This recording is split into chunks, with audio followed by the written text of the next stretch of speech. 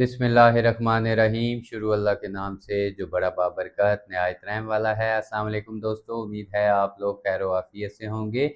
पाकिस्तान में crypto currency और P to P trading करने वालों के लिए अक्सर ये सवाल तशवीश का बायस बनता था कि कानून की नज़र में उनकी सरगर्मी की क्या हैसियत है। क्या सिर्फ पी टू पी ट्रांजैक्शन पर FIA उनके खिलाफ कार्रवाई कर सकती है। तो हाल ही में लाहौर हाई कोर्ट ने एक क्रिमिनल मिसलिनियस नंबर 1974-B/2026 में एक तफसीली फैसला जारी किया है। इस फैसले की खास बात यह है कि अदालत ने केस के इनफरादी वाक़यात से हटकर पाकिस्तान में crypto, P to P trading, foreign exchange act और साइबर जो क्राइम कवानीन हैं उनके इतलाक़ पर इंतहाई अहम कानूनी असूल तय कर दिए हैं। तो आज की इस वीडियो में हम इन तमाम बुनियादी असूलों का बारीकी से अहाता करेंगे ताकि आपको मालूम हो सके कि कानून इस हवाले से क्या कहता है। तो मेरी आप लोगों से ये गुजारिश होगी कि वीडियो को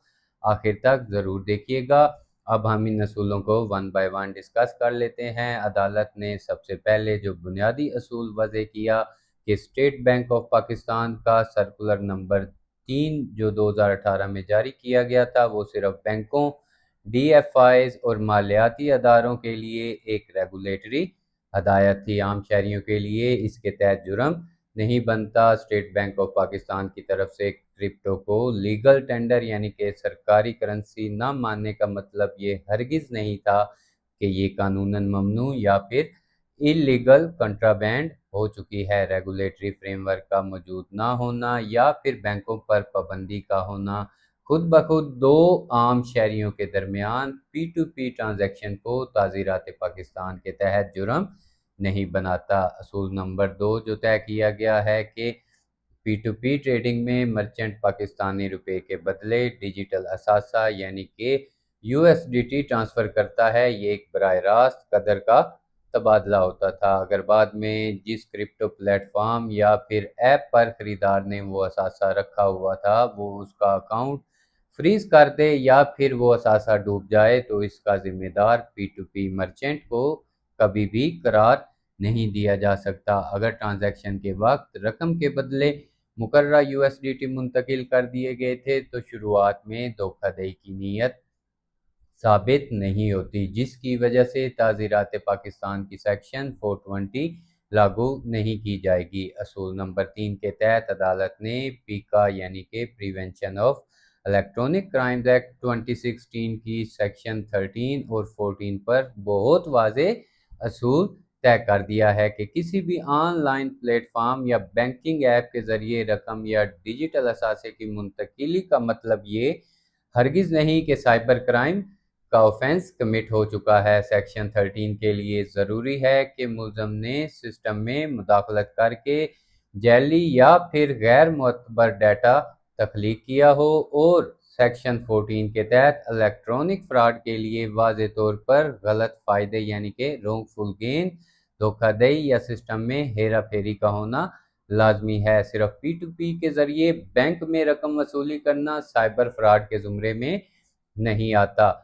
असूल नंबर 4 में ये तय किया गया है कि क्या USDT या स्टेबल कॉइन्स पर फॉरेन एक्सचेंज रेगुलेशंस एक्ट लागू होता है। तो कानून के तहत USDT या फिर जो दीगर वर्चुअल असासे खुद ब खुद फॉरेन करेंसी या फॉरेन एक्सचेंज के ज़ुमरे में नहीं आते, चाहे उनकी कीमत अमरीकी डॉलर ही से क्यों ना मुंसलिक हो जाए।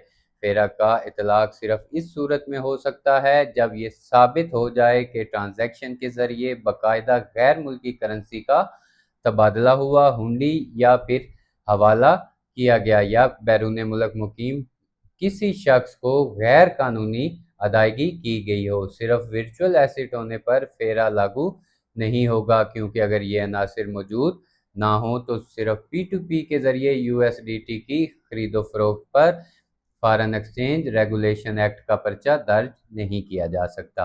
असूल नंबर 5 ये है कि अगर किसी इन्वेस्टर या शहरी के साथ किसी ऐप में बहुत बड़ा माली फ्रॉड हुआ हो तो इसका मतलब ये हरगिज़ नहीं होगा कि इस सिलसिले में रकम हासिल करने वाले तमाम पी टू पी मर्चेंट्स को एक ही लाठी से हंकाया जाएगा। जुर्म का तयन हर शख्स और अकाउंट के इनफरादी सबूत और किरदार की बुनियाद पर होगा। अगर मर्चेंट का इस फ्रॉड स्कीम से कोई ताल्लुक साबित ना हो सके तो उसे मुल्जिम नहीं बनाया जा सकता। और आखिरी जो असूल है वो है कबल अज गिरफ्तारी जमानत और जिस्मानी रिमांड से मुतल्लिक। अगर केस का तमाम तर दारोमदार बैंक स्टेटमेंट्स, अकाउंट ड्राइंग्स और डिजिटल हिस्ट्री पर हो जो पहले ही एजेंसी या बैंकों के पास दस्तयाब हो, तो वहाँ मुल्जिम की गिरफ्तारी या जिस्मानी रिमांड की कानूनन ज़रूरत नहीं होती। सिर्फ ये कहकर गिरफ्तारी नहीं की जा सकती कि तफ्तीश करनी है या तफ्तीश अभी मुकम्मल नहीं हुई, जब तक कि बदनीयती या तफ्तीश में अदम ताउन का कोई अंसर मौजूद ना हो। तो नाजरीन, लाहौर हाई कोर्ट के इस फैसले ने पाकिस्तान में कानूनी फ्रेमवर्क के हवाले से बहुत सी गलत फहमियाँ दूर कर दी हैं। अदालत ने ये वाजे कर दिया है कि P2P ट्रेडिंग को बगैर किसी जुर्म के सबूत के सिर्फ क्रिप्टो के इस्तेमाल की बुनियाद पर मुजरिमाना अमल कभी भी करार नहीं दिया जा सकता। अगर आपको ये कानूनी असूल और मालूमात मुफीद लगी हों तो वीडियो को लाइक कीजिएगा, अपने दोस्तों के साथ शेयर ज़रूर कीजिएगा, उन दोस्तों के साथ लाजमी शेयर कीजिएगा जो इस कारोबार से मुंसलिक हैं, और मेरे चैनल को सब्सक्राइब ज़रूर कर लीजिएगा। अगली वीडियो तक के लिए मुझे इजाज़त दीजिए। अपना और अपने कानूनी हकूक़ का ख्याल रखा करें। शुक्रिया। अल्लाह हाफ़िज़।